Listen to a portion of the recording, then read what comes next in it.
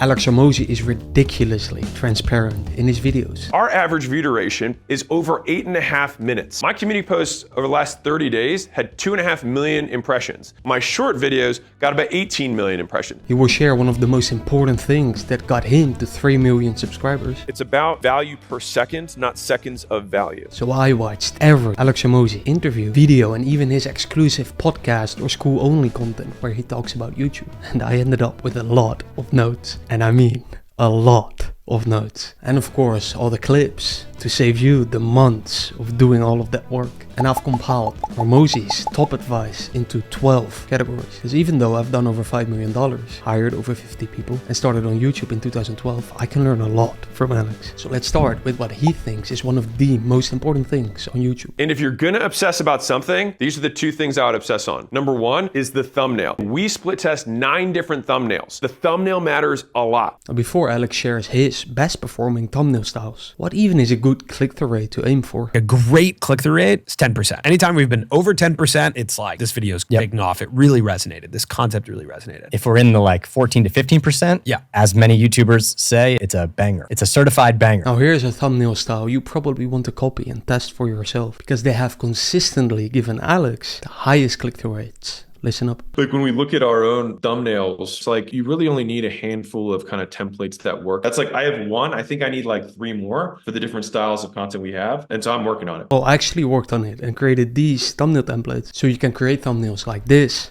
and this in minutes. And the best of all, it's free. Absolutely free. But don't just use those only. Here are some psychology things that Alex has learned about his thumbnails. The difference between these two thumbnails is going from vague to clear. What is the video on the left about? You'd probably be like, a rule of some sort that might have to do with money. Not sure. What's the video on the right? The yellow background video. A map or a blueprint or schematics of some sort that go from 0 to 1,000,000. The one on the right, it's exactly that. The one on the left actually has nothing to do with what that thumbnail looks like. So we're going from vague to clear in both what it looks like, the thumbnails, and what we say about it, the headlines. So the more clear the combination of the title and thumbnail, the higher your average view duration, which YouTube seems to care more about than click-through rate. I mean, it's the only metric they show in their thumbnail A/B test too. And also consider the following. I try to think of the first frame as the thumbnail. But now on YouTube, videos automatically play. It's possible that people open YouTube and They don't see it. They don't Especially even see the for thumbnail. us, because like for so many people I've watched hundreds of our videos, when I upload, I am first on your homepage. So like you just literally don't even see the thumbnail because it autoplays so quickly. So like the thumbnail is irrelevant. I have to like visually convince you to click on the video. Of course, the bigger you get, the more important this becomes, because then you will be shown on top and your video autoplays. But the best advice for everyone, not just large creators, is to always A/B test your thumbnails and look at your own data. And here is what Alex has learned about his titles after A/B testing hundreds, if not thousands of them. From a headlines perspective, if I were to remake these today, I might try a first crack at business influencer crushes haters and shows how you can too. Okay, so now if I'm clicking, I would understand at least that this guy is a business influencer of some sort and he crushes haters. Okay, well, I might want to see haters get crushed. Day in the life of $200 million per year CEO. Okay, now the jet tells me that this Alex Hormozi from the first one before, Alex Hormozi is maybe rich or maybe he can afford a private jet, but now I know he's a CEO because I could be a rapper. He could be a rapper, but then listen closely, because how does this, what he just said, apply to your content? The point is that we actually make it welcoming to everyone, right? And here's why this matters. If you want your content to bring people who don't know you, which is why many of you guys make content, then you can't assume they do. And if you think about it, there's a lot of truth in this. Mentally act as though you're always talking to a stranger, because if the content does well, you are. Which brings me to Alex's second most important element to obsess on. You need to obsess about your first 30 seconds. Well, I was actually surprised the first time that I heard how serious Alex is about his intro. Listen up. This video right here, we did 8 different takes of the intro where I slowly worked from 30 seconds down to 8, and then that's what became the intro that you saw before seeing this moment right now. He re-records his intros many times until they're good. But then what do you actually include in your hooks? And so when I looked at the top 100 or whatever YouTube videos I had, the ones that were the top 10 all had proof, promise, plan. What's the promise? What's the proof that you can deliver on that promise? And then, okay, now I'll listen to your plan. Here's the layout for the video. Here's the roadmap. Here's the framework. Now here's why he thinks why not doing this may be the reason reason why you're getting less views. There's an unspoken question in every person's mind that has to first be answered, which is, why should I listen to you? And I think it's one of the most profound questions. And I think it influences how people share, how people take your content, everything. It's the frame that the content is consumed in. Every time when I hear this, it makes more sense to me. I mean, subconsciously, you care less about what I have to say and more about Alex, right? So avoid the following mistake that I've made a lot in the 600 videos that I've uploaded since 2012. Not enough people are paying attention to who they are and what they have done when they are claiming that they can help someone, and trying to focus way too much on the stuff being said. And by the way, if you wonder, yes, this is a new channel of mine. And if you still have a small channel like this one, then why not do the following? I'm going to leave a pinned comment below where you can subscribe to each other so we can help each other grow in 2025. And you will be able to see how the comment to view ratio on this video affects the views, which is a little experiment of mine. Now here's another reason why you may not get as many views. I get a disproportionate amount of attention because what I have done, not because what I'm saying is necessarily novel. Now here's what he means with that. The stuff has to be good, but the frame in which people consume content is the messenger. Like, the messenger is inextricably linked with what they are consuming, with the message itself. And so I think not enough people are paying attention to who they are and what they have done when they are claiming that they can help someone. Now that's exactly why I shared my bank accounts in the intro of this video. So you know I've actually done over $5 million in revenue because Alex said this. Proof, motherfuckers. Proof. Like, that's what matters. Like, if you get one thing out of all the stuff that I have to say here, it's proof. When you think about it, it could be the obvious reason why people click away in your intro. So there's this big obvious. It's like the big obvious is the problem 99% of the time. Now here's a mistake that I think many people make. Like, hey, I'm a teacher and I will give you great investing advice. It's like, well, you can't be that good. Which brings us to the psychology reason behind a high retention intro. Part of the reason that being an authority and having proof that you can do what you say you can do matters is because it's actually more efficient for the listener. If you're a teacher who says they can help me to invest, you might have information that's better than Warren Buffett's. But I constantly have to appraise what you're saying in real time to decide whether I do think it's better or not. If the richest man in the world gives you investing advice, you actually you turn that part of your brain off. You're like, I'm just going to listen and take it as fact. And so it's actually lazier consumption to listen to an authority, which comes into whole ethical things around persuasion. But like, fundamentally, that is why demonstrating authority is so important, because it actually makes it easier for them. It's less effort for the consumer. But then what can you practically say in your intro so that people keep watching? So there's two ways that you can show proof, right? So if you're advanced or you've been doing this a while, then you want to show proof of results, period. You want as many as you possibly can in the format I talked about, the most believable way. Great. Before we go to the second one, here's an example of the first way. If you click a video that says like the best investment advice in the world, and then the first 5 seconds, it's like, my name's Warren Buffett and I own Berkshire Hathaway and it took me 94 years to be worth $100 billion. Here's 8 things you probably want to consider. You're like, okay. But then what if you're not a Warren Buffett yet? If you're newer, you can show proof of effort. So I could have said, I made 35,000 posts. That's still enough work that people are like, well, I don't want to do that work. I want to see what he learned. And a great way to collect your proof is by doing this. You can do that by just looking at the stuff within your business. And so this process of look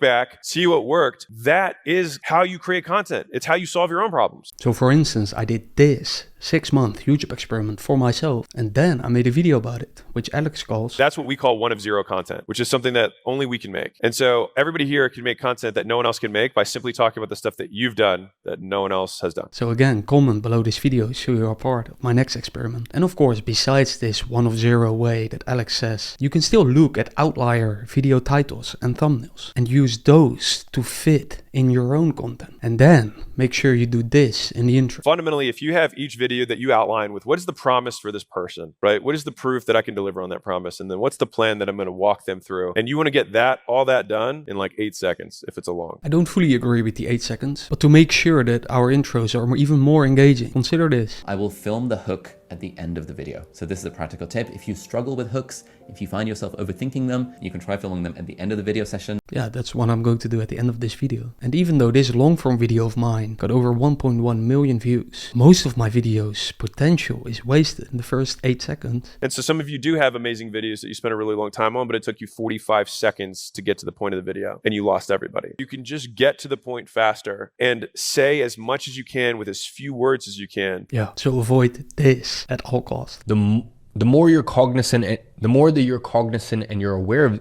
the more that the more... Shout out to Iman Gatzi's editor. So now that you know how to improve your intros, I also want to improve our retention. But before we dive into Alex, his more hidden secrets, here are some obvious ones. You don't want to make a 45-minute video if you can say it in 5. It's about value per second, not seconds of value. Value per second. Now pay close attention to these 3 things that his editors do to increase retention and value per second. Overproduction to effective production. From distracting to enhancing. From visual effects to visualizing data. Yeah, those things that he just mentioned only apply to a specific type of video, mostly educational videos. But what is something that every creator can do to increase average view duration? My favorite driver of retention is curiosity. My favorite way to get the audience curious is to embed questions in their mind. So to retain more people, you want to keep making them curious. And Alex does that by adding questions. Now here's an example. My editor made me do 19 drafts of this book. Here's what I did to him. Ha. And if you paid attention, you've noticed that I've been asking questions quite often during this video. But there is something that Alex does that is even more important. Listen closer. The big flex on this is understanding where you get double, triple, quintuple dips on content. And so a lot of people don't know this, but the highest leverage thing that I do with my time is I make tweets. Those tweets are actually the life source of everything. Now here's why, because he's basically testing based on data which hooks and video topics are likely to get more views. Now here is his system. So I'll post this stuff and I'll be like, okay, those are the ones that people thought were interesting. And then the threads become long format and the shorts become short format. Now I know that it's an old video, but he still does this till today. And if you wonder, how do I then find out what to tweet or post like on Instagram or Threads? And so fundamentally, when you're making content, one of the easiest frames to use is how can I give someone time back? So people want to buy time at a bargain. Now here are 2 ways that Alex uses himself to give people that deal on time. Now listen closely, because it can be the game changer in your own content. You can either be, quote, an expert based on an achievement that you've already done, or you become an expert based on work that no one wants to do. And so I use this example because it's really simple, but like I could have said, hey, I added 8 million people across all my audiences using this content strategy. Or I could say, I posted 35,000 times over the last 40 months. This is what I learned. I could not even talk about the output. I just talk about my inputs. And a lot of people just want the deal on time. So you can talk about your inputs, like this video that you're watching, or even better, about your outputs, your results, or at least mention them like I did, right? I did over $5 million. But then what about artificial intelligence? What if AI content gets better and better and better? Unless AI lies, it can't talk about what it did in the real world. So you could talk about what you've done. Yeah, it's pretty simple. So yeah, it's like documenting the stuff that you've actually done in the world. So like you do and talk about what you did, then no one else can talk about the stuff you did because only you did it. So to make that more practical, here's an example. To find out the best ideas to make videos about, just look at the outlier videos. For example, with this free Chrome extension. By the way, link below to 80 other free tools that I use. No affiliate links. And then when you know those outlier ideas, you just pick the ones that you have unique experience in. Either based on effort, like doing 1,000 push-ups, or based on the results. Right? The 6-pack that you may have. Brings me to monetization. How do you actually make money from your YouTube videos? Toss out the vanity metrics because they do not matter if you're trying to make money. If you're just trying to get famous, then yeah, by all means, it's a great metric for fame, right? You can either be rich or you can be famous. You can obviously be both, but honestly, sometimes it's a lot faster to just get rich. If you have doubts, like me, if it's really better to not focus on going viral, then listen closely. If you're a business owner, I would not gauge views whether the video is good or not. It just shows how relevant it is to how many people. That is interesting. Views just show that it is relevant to more people, not necessarily the right people. Don't be afraid of the empty room. Very low views doesn't mean low revenue. It just means that it's more specific and that you're talking to a more specific person. And a specific problem being solved for a specific person is how you make big money. Solving a specific problem for a specific person is one way how you can make a lot of money. It's 2 worlds where there's like the world that makes money and just needs traffic and the world that has so much traffic and has no money. And so when you learn how to marry those 2, you just make absolutely obscene amounts of money. I mean, like Logan Paul merging with Prime, like he had the audience and the traffic and then he had a way to make money. Mr. Beast with the chocolate, like he had distribution, he just needed a product. Alex Hormozi needed a product for the distribution base. Skool, right? Tons of traffic, where do we send it? Let's go more in depth into Alex's new monetization framework. The people who best monetize an audience do percentage conversion times LTV. That's it. So what percentage of your audience do you convert and what's the lifetime gross profit per customer? And that's it. That's the math. The person who makes the most money wins. Percentage conversion times LTV. Now I think there's a big reason why a lot of people on YouTube don't make enough money to live from. And it is this.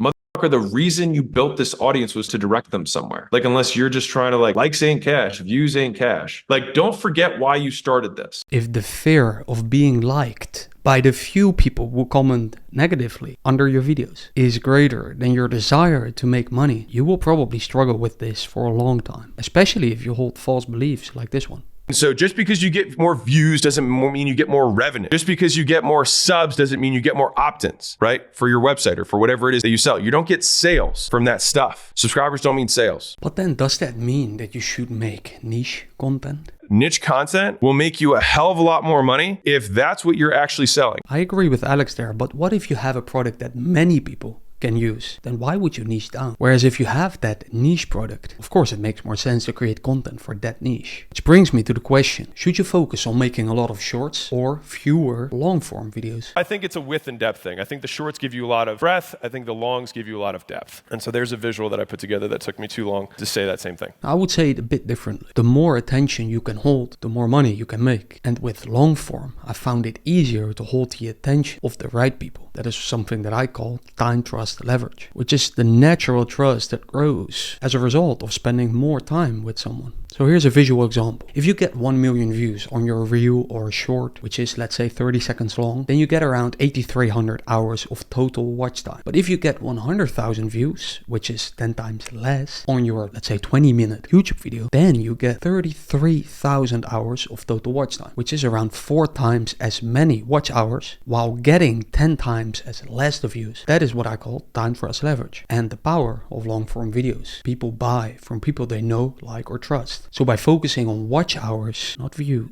then people will get to know you better, and thus you can monetize a higher percentage of your audience, which is important, right? It really wasn't about the content at all. It was about the audience. What I didn't understand was the content you create isn't the compounding asset. The audience is. Yes, content fades, audience stays. So make sure you build the right one and avoid the following. If you don't know what is constraining your business, you are the constraint. And what I mean by that is like your lack of knowledge. And so ignorance is the biggest debt we all pay for not knowing how to do the things we should. Ignorance is the biggest debt we all pay for not knowing how to do the things we should. Which brings us to arguably the most important part of this video. Listen closely. Strategy is a big, fluffy, amorphous word that gets tossed around a lot and no one knows what the means, but it's probably important. And in my opinion, it is the most important. Strategy is just prioritizing. In layman's terms, it's what's going to get us the most bang for the buck. If you want the fancy definition that I have, it's how you choose to allocate resources that are limited against unlimited options. So then, what is Alex's YouTube strategy? If you have a YouTube channel and you want to grow your YouTube channel, you could, of course, run ads to your YouTube channel to grow it. But why? If you can't retain the people who are watching your YouTube videos, why get more people to watch your bad YouTube videos? I want something that grows. I want something that grows on its own. So here's how Alex then makes sure he doesn't lose subscribers. You don't build an audience to get views. You get views to build an audience. And so until your stuff's good enough, I would recommend not promoting it, which sounds counterintuitive. Again, growth, counterintuitive. But keep doing it until it's good enough that you retain and multiply audience. At that point, then you become inevitable. You become an inevitability. Growth becomes something that must occur, that happens without your consent, without your permission. It keeps growing. Whether you like it or not, you just keep getting bigger. You keep multiplying. You keep amplifying the message that you have because your audience does that for you, because there's more of them than there are of you, because there's only 2 people that can promote your stuff, you and other people. And again, there's more of them than there are of you. And so unlocking how to get them to promote it. And again, when I say them promoting, I'm saying very, dollars and cents here, but it's really making it valuable enough that they deem it worthy to share. So then how do we answer the following question? We want to make content so good, people feel obligated to share. How do we answer that? Now, Alex has 2 levels of how you can create videos that people actually share. Listen closely, because it is complicated, but an important part of his YouTube strategy. Level 1 is, this is good enough for me to come back and listen to something else. Level 2 is, I want 5 people I know to hear this message so that I don't have to tell them. So me sharing this saves me the time of having to share this message with them. And I think their lives would be better off. And I get social status from making the share because I've made their lives better and they'll associate that value with me. And so basically it's like you doing this work for somebody else so that they can gain benefit without working. So we we basically give them a shortcut to social capital by making the gift that they can give somebody else without putting the time in. And so I think that is the very nature of value creation within an audience and how audiences compound. Now my question when I hear this is, isn't there a more practical strategy to increase views from the right people who then share it and so on? Which brings me to the YouTube power laws. Listen closely. The bigger the creator, usually the less frequent they actually make videos. And it's because they realize just power laws exist, which is that if you spend 10 times more time on one video, it doesn't get 10 times the views. Sometimes you get 100 times the views. So Alex is saying that investing 10 hours into one video may get you 10,000 views, whereas investing 100 hours into one video does not give you 100,000 views, but 1 million. You create the quantity to figure out the quality. And so in the beginning, more people make lots of content, and then you start figuring out the stuff that works, and then you'll notice that they're like, oh man, well, we did spend more time on that video. Okay, well, if we're gonna keep making videos like that, I don't think we can make this money, but it's okay because you make it up on the fact that the total quality of that one, it gets shared more, people watch it longer. And I think Mr. B said this, but it was like, if you make 10 videos or you spend 10 times and you make that one video 20% better in terms of AVD or click-through rate, you don't get 10 times the views, you get 100 times the views. So you get a disproportionate return for quality. Which raises the question in me, how do you actually make better YouTube videos? I would encourage you to just start, and then all you have to do is every month or every week, look back at the 3 videos you made the week before and just try and improve one thing. Here are some of my YouTube analytics. But then how do I find the best things to improve? I watched 35 of my YouTube videos, and then I was like, okay, what are all the things that happen in each one of them? So I wrote them all down. You drink in a ton of data, you get everything, and then you circle where are the commonalities. Which brings me to data. I love this part, and here's how Alex uses his YouTube studio data to create better videos. So you create this checklist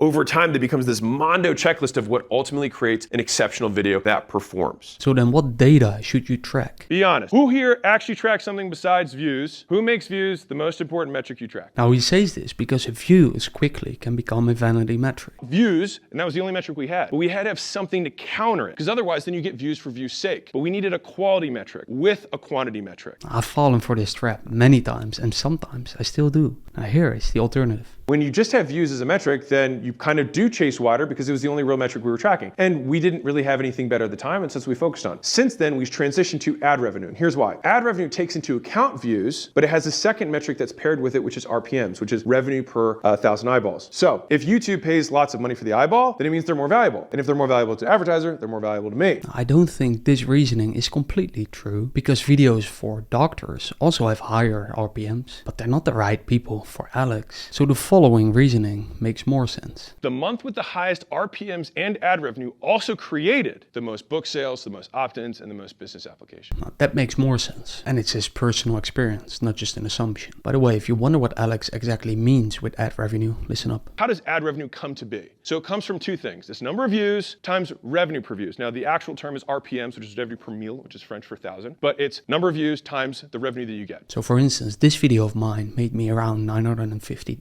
euros. And that is the number that Alex cares about. And then sometimes this happens. Sometimes you hit it out of the park and you actually get both. So my highest revenue per view video also happens to be my most viewed video. And so it doesn't necessarily mean that if you have a lot of views, the RPMs are low. No, not at all. So whether you are monetized or not yet, I recommend always testing what works best for you, like I did in this 6-month experiment. Now here's what I found. After I uploaded over 311 videos across 12 different channels, this video, which was the same on both channels, on one with 389 subs, it got 169 views, whereas on the channel with only 3 subscribers, it got over 1,000 views. Same video. Now I share this to show you that experimenting is key. Not just believing this video, me, Alex. Find out what works best for you. Which brings me to an interesting data point that Alex cares about, which is not really measurable. I have a friend who says this as his way of measuring audience. He says, butts in fucking seats. He said, if you say you're showing up at one city, he said, who fucking shows up? Who gives a shit? And to me, that is the metric that I optimize towards. Now I know this sounds fake, so let's unpack this. Listen closely. It really wasn't about the content at all. It was about the audience. What I didn't understand was the content you create isn't the compounding asset. The audience is. Like we discussed before, content fades, audience stays. The compound effect doesn't take days. But then how do we build that audience that actually shows up if we are in a city? If I wear a hat in every video, then people start to associate the hat with me, right? And if I provide value, eventually you can take the hat off and people still associate the value with the hat. Fundamentally, that's what branding is. Branding. Now I know it's difficult to measure and often takes a long time to build, but here's why it could be worth all of your efforts. Your ability to price above a commoditized version of whatever you offer, like that discrepancy between what a commodity sells at and what yours sells at, like that is the pricing power that brand affords you. And so with price being the single strongest lever on profits in any kind of business, having a brand becomes incredibly important if it is the strongest influencer on your ability to price. So price is the strongest lever on profit, and brand allows you to price higher, thus make more profit. So then how do we build our personal brand, like in our YouTube videos? State the facts and tell the truth. Say what no one else can say, show what no one else can show. Because there's always things that you have unique to your brand that only you can show. A lot of people just don't show it. Now, if this still sounds vague, I actually found the following incredibly helpful. There are 3 elements to brand. The first is the strength of the influence. When people see me or see a logo or see something, does it change their behavior? And so if we were to go to the etymology of the word, or basically where it first began, branding was like if I branded a cow, it's got a mark on it. The reason for that was because it would change people's behavior. If I saw a cow that didn't have a brand, cow that did have a brand, I would maybe catch this cow, I would leave it alone, I'd do whatever. But the one that has Rick's logo on it, I might give it back to Rick, or I'd kill the cow if I hate Rick, or I'd steal the cow if I hate. Either way, the brand, I would treat this cow differently than the cow that had no brand. And so brands change behavior at scale. That's why they're so valuable. So the first element of any personal brand is the strength of its influence. Like Alex says, brand changes behavior, because an unbranded cow may be to eat, whereas a cow with the brand is likely to be returned to the owner. But then what is the second element of a brand? Donald Trump changes a lot of people's behavior. Now, the next question is that behavior going towards or is it going away? For some people, it's very strongly towards, and other people, it's very strongly away, but he changes people's behavior. So he has a strong brand from an influence perspective. The directionality is going to depend on the person. Okay, so if you, who's watching this video right now, scrolls down and clicks on the link below, for instance, to get access to my Google Sheet with 80 plus free tools, or the thumbnail pack, then you are moving towards me. Now, what about the third element? And then the next piece, the third piece, is just the reach, which is how many people in general have this association with you. Influence, direction, reach. So then what is the ultimate personal brand you can build? The hypothetical max of what a brand would be, which is you'd want as many people as humanly possible moving towards you and all changing their behavior at once when they see your thing. That would be the hypothetical max of a brand, right? Like Taylor Swift has a brand that's very close to this. Everyone knows who she is. She has a very strong brand in terms of changing people's behavior, and they tend to move in the direction that she wants them to go. So if you have the ultimate personal brand, then you reach everyone in the world, change all of their behaviors in a positive way, but avoid the following, or at least that's what I try to do. And also one of the reasons why I ditched one of my other channels with over 7,000 subscribers. So I also kind of relatively reject the concept of all publicity is good publicity. I would just say all publicity is publicity. It will increase the reach of your brand. It won't increase necessarily these two, but it will increase the reach. More people will know about you. And so it's just being specific about what a brand actually is. So associating your brand with viral but negative topics may actually move more people away from you. Now, I found the following very insightful. And so if you understand that a brand is built through associations, then you're also very careful about who you choose to appear next to, right? And so there's a reason that I don't speak on stages anymore that I don't own, mostly because the audience will associate me with the other speakers. And I often don't want to be associated with the other speakers. Podcasts, even to a certain degree, have the same thing. They spend an hour with me and this other person. And I've become more and more strict about this to the point where I really don't appear, like I'm not really trying to appear with anyone anymore. So then when you blow up on YouTube and people ask you to be on their podcast, you may not only think about the increase in reach that you get, but also if those new people from their audience and the people in your current audience will move away from you or get closer to you after they see you with that podcast host. You are always going to be the purest version of your brand. Like you are your brand. And so you leaning into more of you is the stuff that's going to accomplish these things. And if some people are turned away from you, that's fine. But what we can do to change that is we try and reach as many people as we can, and we try and provide value to those people so that they change their behavior and ideally go towards us. Which brings me to the YouTube algorithm. The long-term strategy of every platform is to keep people on the platform. And so they want you to make content that lots of people click on and that lots of people watch all the way through, and ideally watch something else from you. So everything that they do in the algorithm is just to always optimize for those three things. And that's not going to change. Now, the math that they do to code it might change, but the objective will always be the same. And so if you align your objective with the algorithm's objective, you will never have an issue.